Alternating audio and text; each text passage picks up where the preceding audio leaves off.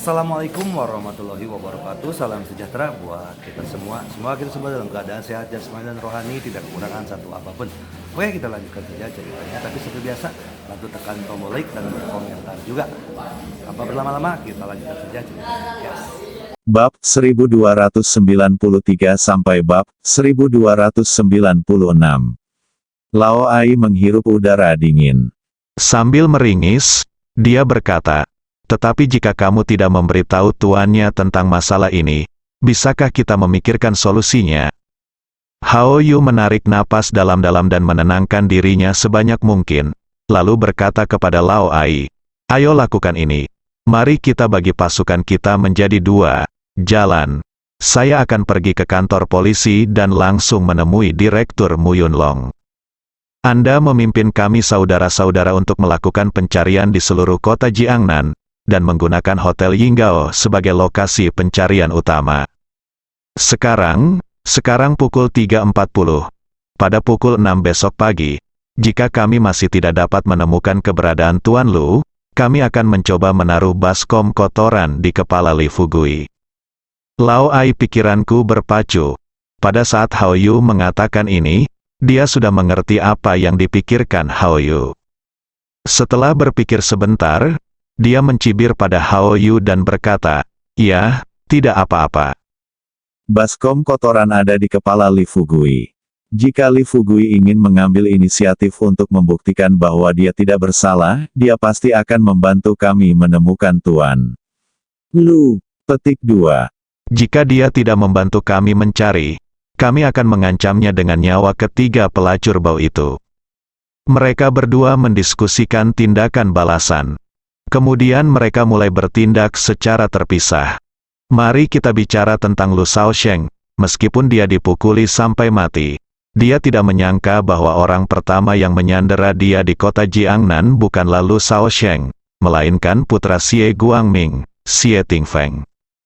Ketika dia dibawa ke pabrik pengolahan limbah yang ditinggalkan oleh tiga bajingan yang telah memakan isi perut beruang dan macan tutul, begitu dia keluar dari mobil, bau busuk itu membuatnya muntah. Sayangnya, isi perutnya baru saja dimuntahkan ke dalam mulutnya, namun tanpa diduga, ia tersumbat oleh selotip di mulutnya. Tidak bisa meludahkannya, Lu Shaosheng hanya bisa gigit jari dan menelan semua benda kotor ini. Saat ini, Lu Shaosheng hanya punya satu pikiran. Itu berarti membunuh semua anak laki-laki ini. Tapi masalahnya, dia kini sudah menjadi sepotong daging di talenan lawan. Seberapa mudah membunuh anak-anak ini? Xie Tingfeng, Ana, dan beberapa saudara laki-laki mereka semuanya memakai topeng. Meskipun ini, bau septic tank masih terasa di hidungku. Pria di sebelah Xie Tingfeng tidak bisa menahan diri untuk tidak mengeluh. "Saudaraku, tidak bisakah kamu menyuruh peri kecil untuk memilih tempat yang lebih bersih? Tempat ini, ya Tuhan, aku benar-benar tidak bisa tinggal di sini." Xie Tingfeng juga ingin berpindah tempat, tapi untuk mendapatkan ratusan juta. Dia tidak akan menentang keinginan dewa kecil itu. Saat ini, menghadapi keluhan dari saudara-saudaranya, Xie Tingfeng berkata dengan lantang, "Tuan muda kami mengatakan bahwa hanya tempat ini yang cocok dengan tanggal lahir saya, dan kami dapat memperoleh uang dengan lancar. Tidak ada tempat lain yang dapat melakukannya. Juga, jika ada di antara kalian yang tidak menyukai baunya, kalian boleh keluar sekarang. Tetapi jangan salahkan aku karena tidak memberitahumu sekarang. Jika ada di antara kalian yang pergi sekarang, ketika aku sudah mendapatkan uangnya, jangan berpikir untuk mengambilnya sedikit pun dari saya, bagikan uangnya." Beberapa saudara yang mengikuti Xie Tingfeng tertawa dan berkata, "Saudaraku, jangan khawatir. Kami sudah menemanimu untuk membawa orang ke sini, bagaimana kami masih bisa pergi?" "Ya, saudaraku, jangan khawatir, kami pasti tidak akan pergi dari sini sampai masalah ini selesai. Ngomong-ngomong, saudaraku, bisakah kamu benar-benar memberikan 5 juta kepada kami berempat?" Xie Tingfeng berkata sambil tersenyum alami, Aku yakin saat ini. Kapan aku pernah membiarkanmu lengah? Lagi pula, bukankah aku sudah memberi kalian masing-masing uang jaminan sebesar 100.000? Dengan kata-kata Xie Tingfeng, beberapa pria melangkah maju dan mengikat Lu Shaosheng untuk kedua kalinya dengan tali. Setelah Lu Shaosheng diikat seperti pangsit nasi, Ana dan seorang anak laki-laki yang berjaga di sini sebelumnya menggunakan senter. Sekelompok orang menyeret Lu Shaosheng langsung ke tangki septik. Semua orang berdiri diam.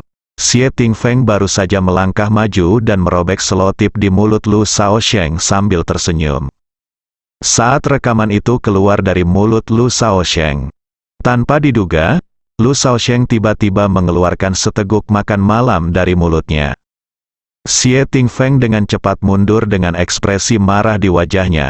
Setelah Lu Shaosheng selesai muntah, dia melangkah maju dan menamparkan langsung wajah Lu Shaosheng. Bentak, terdengar suara yang tajam. Ini secara langsung membawa Lu Shaosheng, yang sangat marah, kembali ke dunia nyata. Lu Shaosheng menahan amarah di dalam hatinya, menatap orang-orang di depannya, dan menanyakan kata demi kata, katakan padaku, berapa banyak yang ingin kamu minta?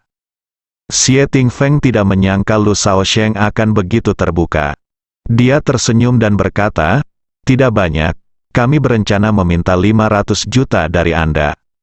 Lu Shaosheng hampir muntah darah, oh sial. Dia sebenarnya disandera sebesar 500 juta, bukankah ini merupakan penghinaan terhadap diri Anda sendiri? Selain marah, Lu Shaosheng tidak ragu sama sekali. Dia berkata dengan keras, sial, lepaskan aku sekarang. Bukankah 500 juta, apakah kamu pantas melakukan ini padaku? Xie Tingfeng tertegun, mulut setengah terbuka. Tampaknya dia bertanya dengan tidak percaya, Tuan Lu, Anda setuju memberi saya 500 juta begitu saja? Lu Shaosheng memandang Xie Tingfeng seperti orang bodoh. Dia tidak bisa menahan diri untuk tidak memarahi. Bisakah Anda menjadi lebih pintar? Bagaimanapun, saya juga tuan muda dari keluarga Lu. Kali ini saya datang ke kota Jiangnan. Saya langsung membawa ratusan miliar aliran modal. Sekarang Anda menculikku dan mencariku. Jika kamu menginginkan 500 juta, apakah kamu pernah ditendang di kepala oleh keledai atau terjepit pintu? Juga, jika kamu ingin uang, bawa aku ke tempat baru sekarang juga. Tempat ini, Dia belum selesai berbicara. Lu Shaosheng tidak bisa menahan diri dan muntah lagi. Xie Tingfeng membuka mulutnya setengah terbuka dan memandang Ana dan yang lainnya. Tanpa diduga, Ana mengingatkan Xie Tingfeng dengan suara rendah, suamiku, jangan tertipu olehnya, biarkan dia mentransfer uang itu kepadamu terlebih dahulu. Setelah kita mendapatkan uangnya, kita tidak perlu khawatir tentang apapun saat itu. Xie Tingfeng mengangguk, dia tersenyum pada Ana dengan ekspresi lega dan berkata, sayang, kamu pintar dan hampir tertipu oleh anak ini. Setelah mengatakan itu, Xie Tingfeng melangkah maju lagi dan menamparkan punggung Lu Shaosheng, kepala lagi. Lu Shaosheng benar-benar pingsan. Saat berada di ibu kota, dia juga mendengar tentang penculikan beberapa pemuda kaya. Tapi di antara mereka yang setingkat dengannya yang diculik, dia pasti orang pertama yang dihitung. Awalnya, pihak lain meminta saya 500 juta. Hal ini sudah membuat Lu Shaosheng merasa sangat malu dan terhina.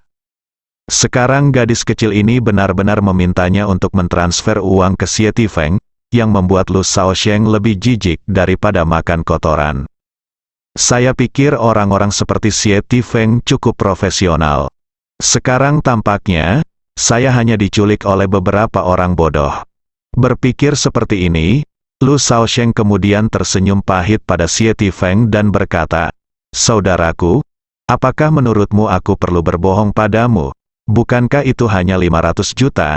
Tidak bisakah keluarga Lu kita mampu membelinya? Xie Tingfeng mencibir dan berkata, saya tahu kamu.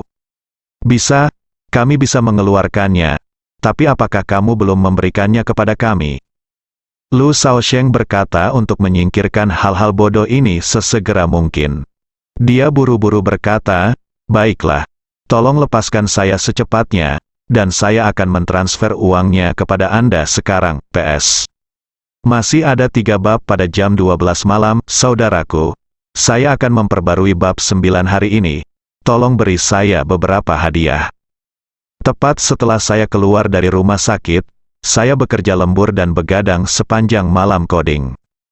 Setelah Xie Tingfeng memegang pistol dan mengarahkan moncongnya ke Lu Shaosheng, dia melambai kepada saudara-saudaranya dan berkata, "Lepaskan dia." Dengan sangat cepat, tali di tubuh bagian atas Lu Shaosheng terlepas.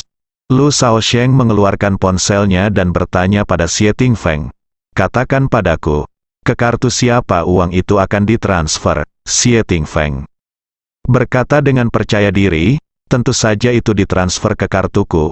"Apa, masih bisakah ditransfer ke kartuku?" "Kartu, letakkan kartu orang lain di atasnya." Lu Shaosheng mengerutkan kening dan menatap Xie Tingfeng lagi. Sekarang dia 100% yakin bahwa apa yang dia lihat di depannya benar-benar kelas 2. 500 juta akan ditransfer langsung ke kartu Anda. Belum lagi apakah polisi akan menyelidikinya. Bahkan jika Anda tidak tahu cara menyelidikinya. Begitu dia melarikan diri, bisakah dia memberi Xie Tingfeng kesempatan untuk membelanjakan uangnya? Pikirkan ini, Lu Shaosheng tidak bisa menahan tawa getir. Setelah Xie Tingfeng selesai memberitahunya nomor kartunya, Lu Shaosheng langsung mulai mentransfer uang ke Xie Tingfeng. Karena keluarga Lu memiliki lembaga keuangan sendiri, transaksi besar seperti itu dianggap lumrah bagi mereka. Ini sangat cepat sehingga hanya membutuhkan waktu. Kurang dari 2 menit, ketika Xie Tingfeng benar-benar menerima pesan teks bahwa dia telah mengkredit 500 juta yuan. Xie Tingfeng melihat pesan di ponselnya dan tidak bisa menahan untuk tidak menggosok matanya. Setelah memastikan bahwa dia telah membacanya dengan benar, bibirnya sedikit bergetar dan berkata, "Saya mengerti. Saya benar-benar menerima transfernya." Setelah Xie Tingfeng selesai berbicara, Lu Shaosheng bertanya dengan santai, "Bagaimana, bisakah kamu melepaskan aku sekarang dan mengirimku kembali?" Tanpa diduga, seorang adik laki-laki di sebelahnya sadar saat ini. Dia merendahkan suaranya kepada Xie Tingfeng dan berkata, "Saudaraku, ayo kirim dia kembali sekarang.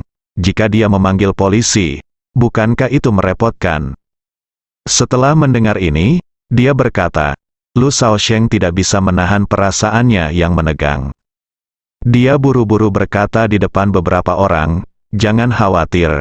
Saya, Lu Shaosheng, tidak akan melaporkan Anda secara langsung hanya dengan 500 juta. Selain itu, ayahmu dan saya telah berteman selama bertahun-tahun. Saya selalu dia tidak akan mengirim putra satu-satunya langsung ke penjara, kan?" Xie Tingfeng mencibir dan berkata, "Haha, ini nomor yang tidak dikenal. Ayo lakukan ini.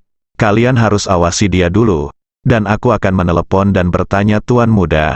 Mari kita lihat apa maksud orang tua ini." Dia baru saja selesai berbicara. Tanpa diduga, suara Li Fugui tiba-tiba terdengar dari kejauhan. "Apakah kamu masih perlu bertanya kepadaku tentang hal semacam ini?" Xie Tingfeng merasa senang. Dia segera berbalik dan bertanya pada Li Fugui, yang sedang berjalan ke arahnya, "Tuan, apakah Anda di sini juga?" "Hehe, semuanya persis seperti yang Anda duga. Haha, kami sekarang telah menerima 500 juta. Li Fugui mengangguk dan berkata, "Ya, bukankah aku sudah memberitahumu sebelumnya? Selama kamu bisa melakukan apa yang aku katakan, kamu pasti akan mendapatkan uangnya saat itu." Xie Tingfeng berkata dengan kagum, "Tuan, kamu adalah dewa yang hidup. Tapi sekarang kami mendapat uangnya. Menurutmu apa yang harus kita lakukan? Jika kita melepaskannya sekarang, aku khawatir dia akan memukuli kita dan memanggil polisi untuk menangkap kita. Selain itu, meskipun dia tidak memanggil polisi, mungkin dia akan melakukannya. Mereka akan meminta ahli untuk datang dan membunuh kita." Li Fugui berpura-pura menjadi hantu, membuat beberapa perhitungan, dan kemudian berkata kepada beberapa orang dengan serius, "Mudah untuk mengatakannya, mudah untuk menangani masalah ini dengan benar, tapi ini tidak semudah yang kamu kira. ini rumit.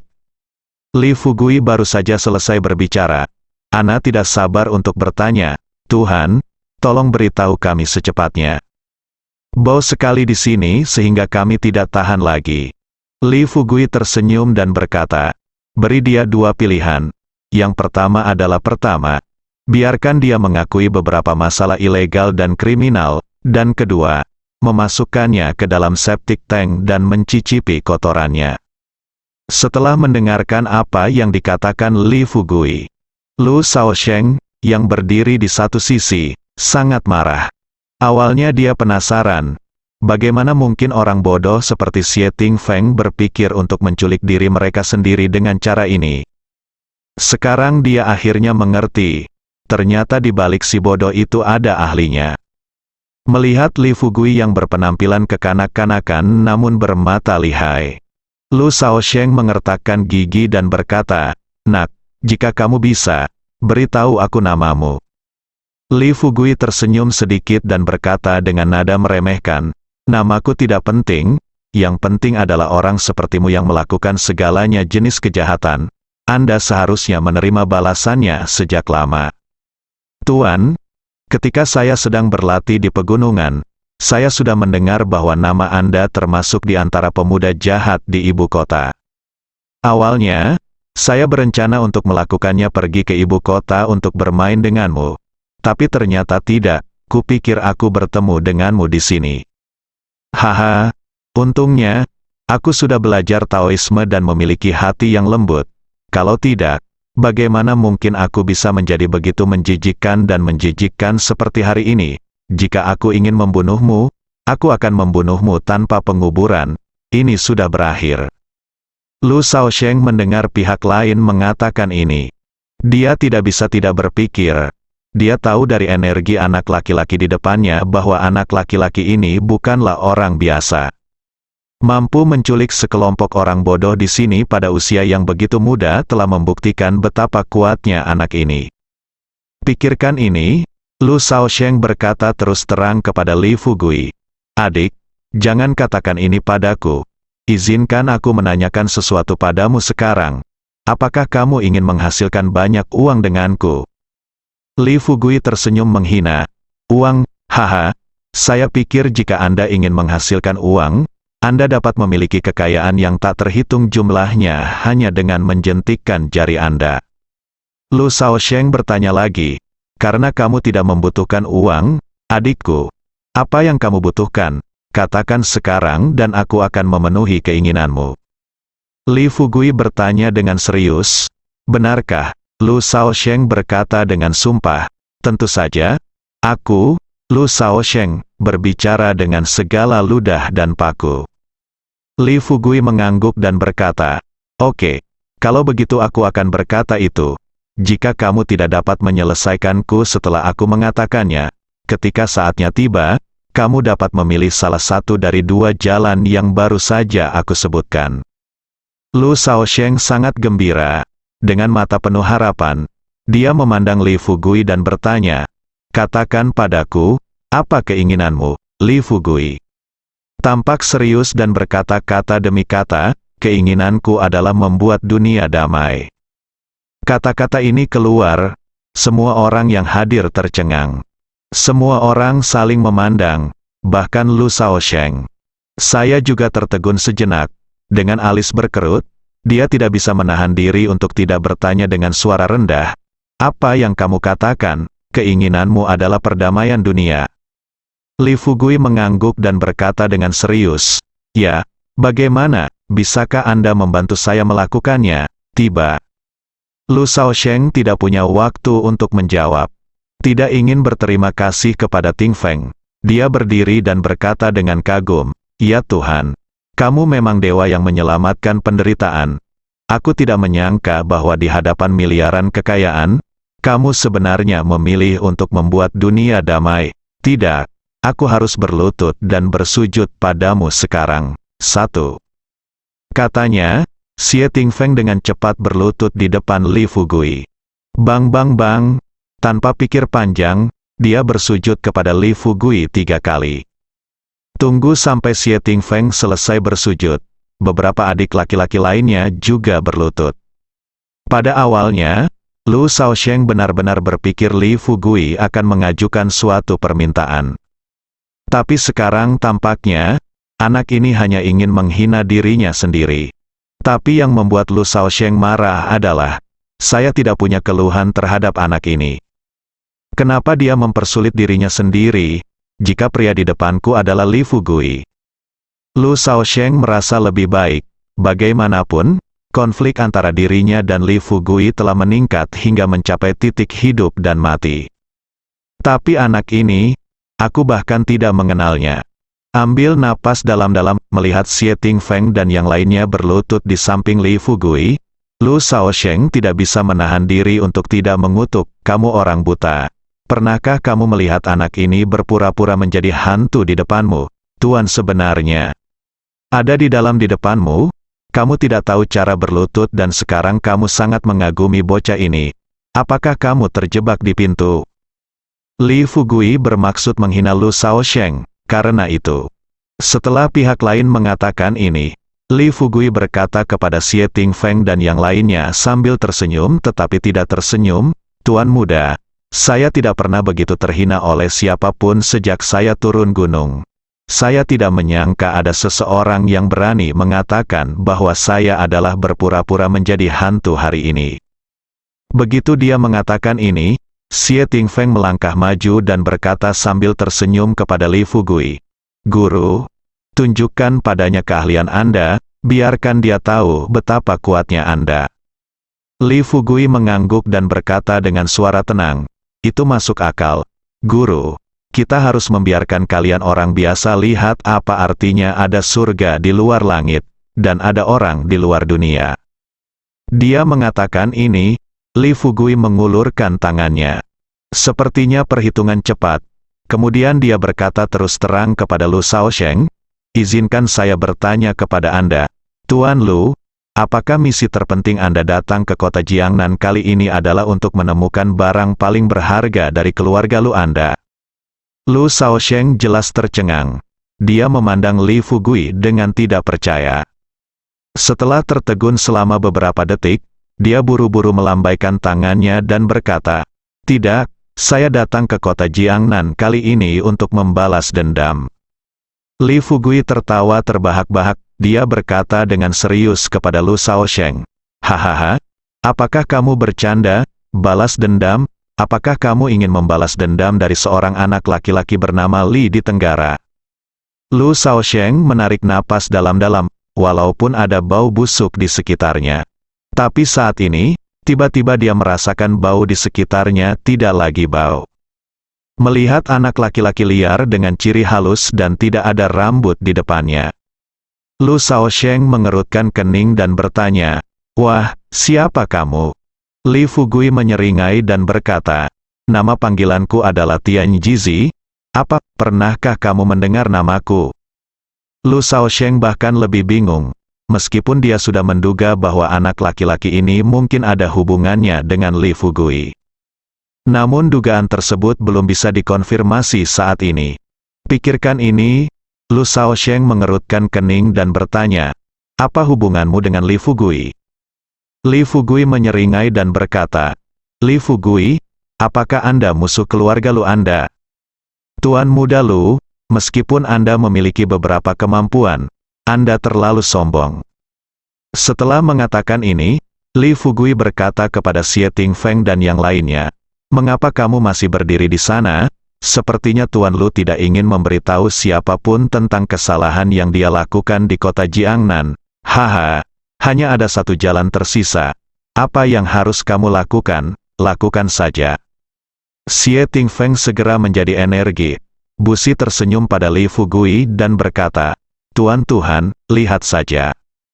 Beberapa anak muda berkumpul, baru saja mendekati Lu Shaosheng. Lu Shaosheng menatap semua orang dengan ketakutan dan buru-buru berteriak, apa yang akan kamu lakukan? Apa yang ingin kamu lakukan? Xie Tingfeng terkekeh dan berkata, menurutmu apa yang ingin kami lakukan? Ini, ikat lengannya, taruh di septic tank dan biarkan dia makan enak. Kata-kata itu jatuh ke tanah, Lu Shaosheng benar-benar panik. Bibirnya bergetar. Dia buru-buru mengancam Xie Tingfeng dan yang lainnya. Biar ku beritahu, aku tahu siapa kamu. Jika kamu berani mengusirku dari sini hari ini, aku pasti akan membunuhmu sekelompok pelacur hati. Xie Tingfeng menegang. Dia memandang Li Fugui dengan ekspresi gelisah. Li Fugui menyeringai dan berkata, apa yang kamu takutkan? Jika dia ingin semua orang di Tiongkok tahu bahwa dia makan kotoran di kota Jiangnan, biarkan dia membalas dendam padamu kapan saja. Lu Shaosheng mengertakkan gigi bajanya, berpikir bahwa begitu masalah ini menyebar, Lu Shaosheng pasti akan menjadi lelucon di ibu kota. Terlalu sulit untuk datang, Lu Shaosheng hanya bisa berdamai dengan Xie Tingfeng dan yang lainnya. Kak, kalau ada yang ingin kita bicarakan, kalau tidak berhasil, kenapa aku tidak memberimu sejumlah uang lagi? Dengan begini, kamu tinggal bilang berapa yang kamu mau, tanyakan saja.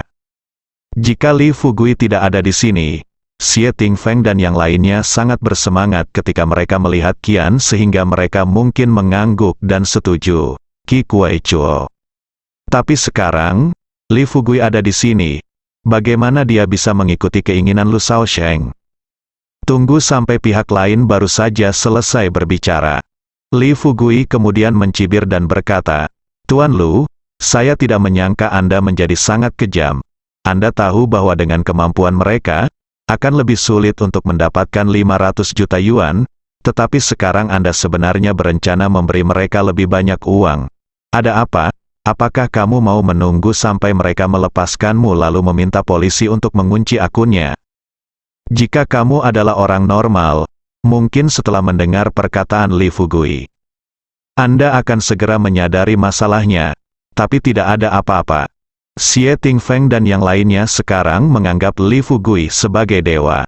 Karena itu, begitu Li Fugui selesai berbicara, Xie Tingfeng bergegas dan menamparkan wajah Lu Shaosheng 2 kali. Lu Shaosheng langsung tercengang. Matanya melebar dan dia bertanya dengan kebencian, apakah kamu menjadi gila? Apa-apaan ini? Apakah seekor keledai menendang kepalamu? Xie Tingfeng mendengus dingin dan menamparkan Lu Shaosheng 2 kali. Sialan, kamu sangat ambisius, dan kamu berani menyakitiku. Dikatakan, Xie Tingfeng langsung menerkamnya, mendorong Lu Shaosheng dan berjalan menuju septic tank. Lu Shaosheng benar-benar panik, dia tidak menolak. Sebaliknya, dia buru-buru berkata kepada Lu Shaosheng dan yang lainnya, apapun yang kamu ingin aku lakukan, tidak bisakah aku mendengarkanmu saja? Jangan dorong aku ke dalam tangki septik. Tolong, jangan dorong aku masuk. Senyuman cerah muncul di bibir Li Fugui. Dia mengangguk dan berkata, bagus sekali. Karena kamu tidak ingin masuk ke septic tank, ceritakan semua hal ilegal yang telah kamu lakukan sejak kamu datang ke kota Jiangnan. Mata Xie Tingfeng membelalak dan dia memarahi. Bicaralah dengan cepat, atau kami akan membiarkan Tuhan membiarkan sambaran petir menyambarmu sampai mati, idiot.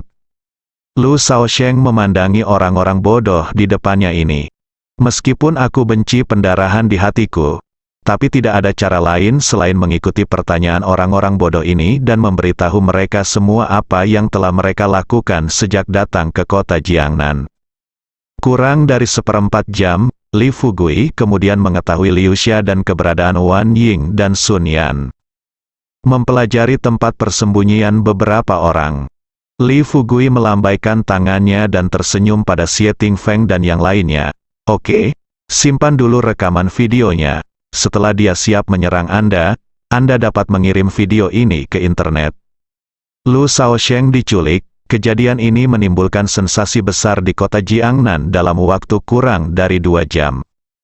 Saat Hao Yu menemukan Mu Yunlong terkejut. Dia bahkan tidak memikirkannya. Lu Shaosheng sebenarnya diculik di kota Jiangnan. Duduklah di kursi kantor, Mu Yunlong mencoba yang terbaik untuk menenangkan diri, dan dia mulai berpikir serius tentang siapa yang bertanggung jawab atas masalah ini. Hao Yu melihat Mu Yunlong tetap diam. Dia dengan tenang mengancam setiap kata, direkturmu, Anda tahu betul siapa tuan muda kita. Jika sesuatu terjadi padanya di kota Jiangnan, lalu apa yang akan terjadi pada Anda? Haha, tak perlu dikatakan lagi, saya rasa Anda juga mengetahuinya.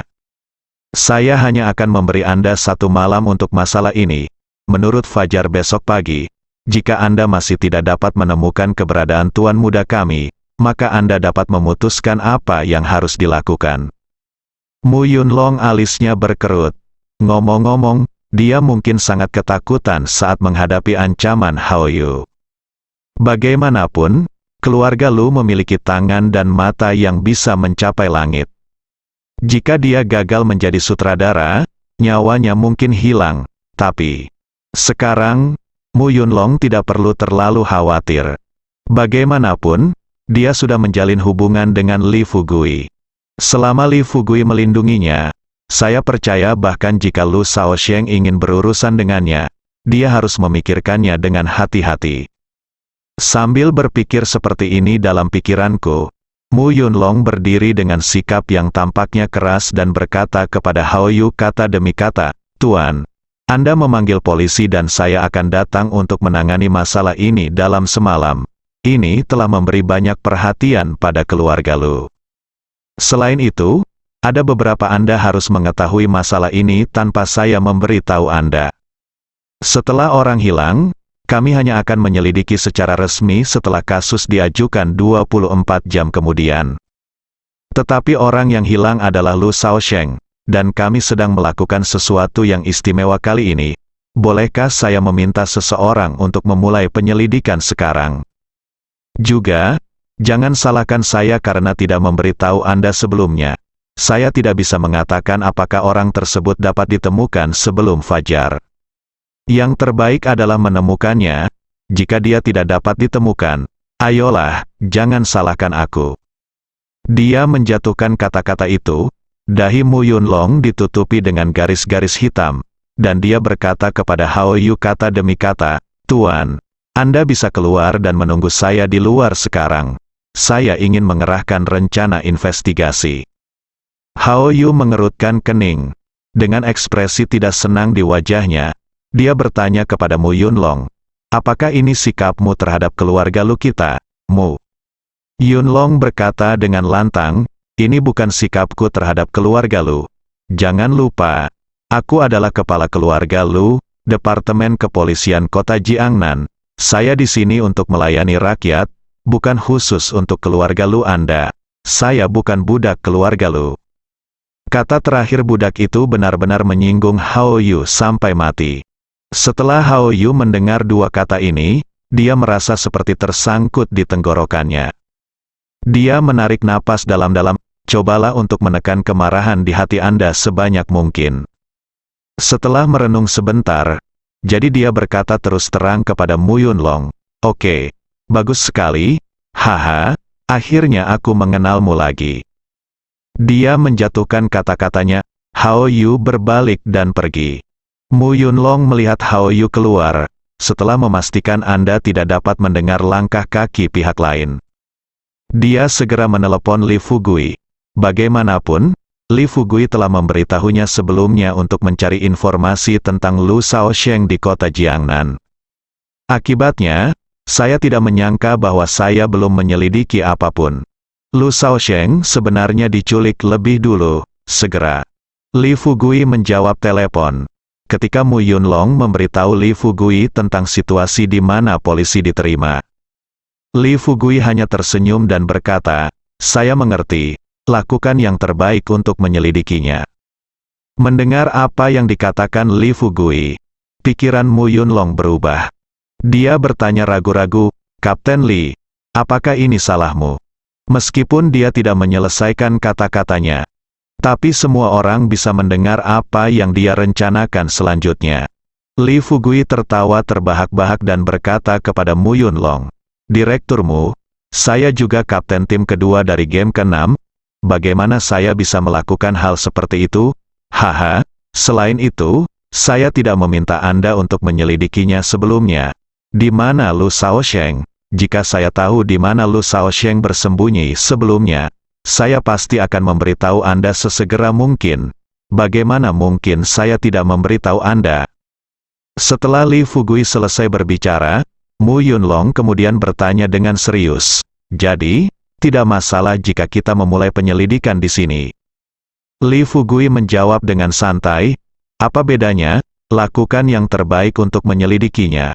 Bagaimanapun, identitas Lu Shaosheng luar biasa. Jika itu benar, jika sesuatu yang tidak terduga terjadi di sini di kota Jiangnan, Anda pasti akan mendapat masalah yang tidak perlu. Meskipun saya dapat melindungi Anda tidak akan dapat melakukannya dengan baik setelah bekerja. Lihatlah, jika kamu tidak bisa mengetahuinya, kamu bisa meneleponku dan aku akan meminta seseorang untuk membantumu. Mu Yunlong menangis terseduh-seduh. Dia buru-buru berterima kasih kepada Li Fugui dan berkata, Kapten Li, terima kasih banyak. Saya tidak berharap Anda begitu perhatian terhadap bawahan Anda. Tidak apa-apa, saya akan mengerahkan operasi dan meluncurkan penyelidikan sekarang. Sedikit yang dia tahu, saat Mu Yunlong menelepon Li Fugui bergegas menuju lokasi Lu Shaosheng. Telepon ditutup, Mu Yunlong segera memanggil polisi khusus dan pemimpin utama tim polisi kriminal untuk membahas tindakan pencegahan. Kurang dari setengah jam, setelah merumuskan rencana investigasi, Mu Yunlong secara pribadi memimpin tim dan membawa rekan-rekan dari tim polisi kriminal ke lokasi kejadian, yaitu rumah Xie Guangming, untuk melakukan penyelidikan. Saya tidak ingin menjadi seperti Mu Yunlong yang baru saja tiba di depan pintu rumah Xie Guangming. Lalu aku mendengar ratapan histeris dari halaman. Saya tidak tahu, saya benar-benar tidak tahu. Berhenti memukul saya. Tolong, berhenti memukul saya. Dua orang dipukuli, salah satunya adalah Xie Guangming. Yang lainnya adalah pengasuh yang diikat oleh Xie Tingfeng. Jika pengasuh ini bekerja untuk keluarga besar di Beijing, mungkin ketika Lao Ai dan Hao Yu muncul, mereka memberitahu mereka bahwa Lu Shaosheng diculik oleh Xie Tingfeng. Tapi tidak ada apa-apa, pengasuhnya sudah lama bekerja di rumah Xie. Dan karena dia dilahirkan di daerah pedesaan, di mata pengasuhnya, putra Xie Guangming, Xie Tingfeng, adalah makhluk paling kuat di dunia. Saya telah berjanji pada Xie Tingfeng ketika dia pergi. Tidak peduli siapa yang bertanya, dia hanya bisa mengatakan bahwa dia tidak tahu. Begitu dia mengatakan bahwa dia tahu, Xie Tingfeng telah memberitahunya bahwa hidupnya tidak akan terselamatkan. Selain itu, Lao Ai dan yang lainnya terlihat galak di depan mereka. Begitu Xie Guangming sadar, dia meninju dan menendang Xie Guangming hingga dia muntah darah di mulutnya. Di bawah kekuasaan pihak lain, pengasuhnya semakin takut menceritakan keadaan sebenarnya. Lao Ai mengirim sebagian besar anak buahnya untuk mencari di luar. Dia meninggalkan seorang pembantu dan mulai menginterogasi Xie Guangming dan pengasuhnya. Menurut pendapatnya, tuan mudaku hilang. 9 dari 10. Itu pasti ada hubungannya dengan Xie Guangming. Hanya saja lelaki tua ini tidak mau membicarakannya sekarang. Namun setelah kurang dari setengah jam diinterogasi, Lao Ai juga mulai meragukan penilaiannya sendiri. Bersambung.